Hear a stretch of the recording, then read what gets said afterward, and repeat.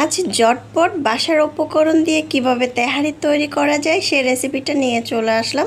যারা নতুন রাঁধুনি তাদেরও অবশ্যই কাজে আসবে, আর অবশ্যই স্টেপগুলো ফলো করলে কিন্তু আপনাদের রান্নাটা সবথেকে পারফেক্ট হবে। দেখতে পাচ্ছেন এখানে কিছু মশলা নিয়েছি, সেই মশলাটা এখন আস্তে আস্তে করে আমি তেলের মধ্যে দিয়ে দিব। যেমন এখানে 1 কাপ তেল দিয়েছি, এটা ছিল সরিষার তেল। তেহারিটা সরিষার তেল দিয়ে রান্না করলে কিন্তু খেতে দারুণ লাগে।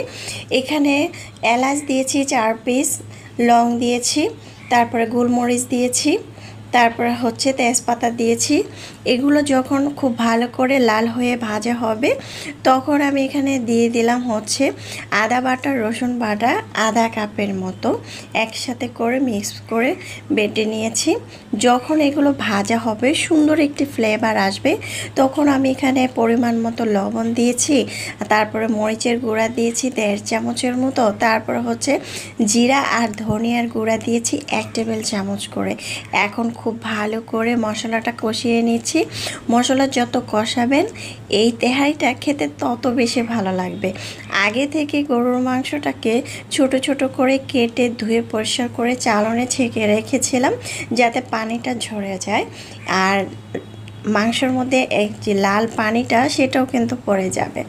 এখন দিয়ে খুব ভালো করে এটা আমি কষিয়ে নেব এবং রান্না করে নেব। এটাতে অনেকটা পানি উঠেছে, প্রায় আধ ঘন্টার মতো কিন্তু আমি সিদ্ধ করে নিয়েছি। এখানে দিয়ে দিলাম টক দই আর হচ্ছে বাদাম বাটা দিয়ে দিলাম একসাথে, দিয়ে খুব ভালো করে আবারও নেড়েচেড়ে মিক্স করে নিচ্ছি। আর এই ঝোলটা দিয়ে কিন্তু আমি রান্না করে নেব। এখানে কিন্তু পানি দেওয়া হয় না, যেহেতু আমি চুলার আঁচটা কমিয়ে দিয়ে রান্না করছি সেক্ষেত্রে এখানে পানি দেওয়ার কোনো প্রয়োজন নাই। মাংসটা যখন প্রায় 80% সিদ্ধ হয়ে যাবে তখন দিয়ে দিচ্ছি আলু। আগে থেকে তেলে ভেজে নিয়েছিলাম, মাংসটাকে রান্না করে নিয়েছি। এই পর্যায়ে আরেকটি প্যানের মধ্যে প্রায় তেল দিয়েছি, প্রায় 3 থেকে 4 টেবিল চামচের মতো। তেলটা গরম হওয়ার পরে পেঁয়াজ কুচি দিয়ে দিলাম। পেঁয়াজ কুচিটা দেওয়ার পরে এই তো দেখতে পাচ্ছেন এখানে জয়ত্রী নিয়েছি, জয়ফল নিয়েছি 2 টুকরোর মতো নিয়েছি, তারপরে 4টা এলাচ নিয়েছি, লং নিয়েছি, সাদা গোলমরিচ, কালো গোলমরিচ নিয়েছি, তেজপাতা নিয়েছি। বাসায় যদি এই শুকনো উপকরণগুলো থাকে তাহলে কিন্তু আপনি বাসায় তেহারি তৈরি করে নিতে পারেন। তারপরে দিয়ে দিলাম ঘি। আমি এখানে ঘি দিয়ে দিলাম প্রায় 1 থেকে 1.5 টেবিল চামচের মতো।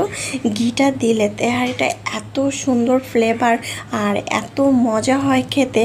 যাই হোক, যখন খুব ভালো করে ভাজা হয়ে গেল তখন দিয়ে দিলাম চাল। আমি এখানে 1 কেজির মতো চাল নিয়েছি, 1 কেজির মতো মাংস রান্না করে নিয়েছি, সাথে হাফ কেজির মতো আলু ছিল। এখন আমি অনবরত নেড়ে চেড়ে এই পোলার চালটা ভেজে নেব লাল করে। যত পোলার চালটা ভাজবেন তো এইটা খেতে তত বেশি ভালো লাগবে, আর অনেক সময় এই রান্নাটা ভালো থাকবে। যেটা আপনি যদি পোলাও রান্না করেন সেক্ষেত্রেও কিন্তু এভাবে তৈরি করতে পারেন। দিয়ে দিলাম দুধ আর দিয়ে দিলাম পানি। এখানে প্রায় 5 কাপের মতো পানি দিয়েছি, প্রায় 1 কেজির মতো হবে। দুধ দিয়েছি আধা কাপের মতো। তারপরে এখানে আরও দিয়েছি কিছু, যেমন লবণ দিয়েছি পরিমাণ মতো, কাঁচামরিচ দিয়েছি 4-5টার মতো। নেড়ে চেড়ে ঢাকনা দিয়ে ঢেকে চুলার আঁচটা বাড়িয়ে দিয়ে আমি কিন্তু এটা রেখেছি 3 থেকে 4 মিনিটের মতো। 4 মিনিট পর চলে আসলাম, একটু নেড়ে চেড়ে দিয়ে তারপর আমি উপর থেকে যে মাংসটা রান্না করে নিয়েছি সেটা দিয়ে দিলাম।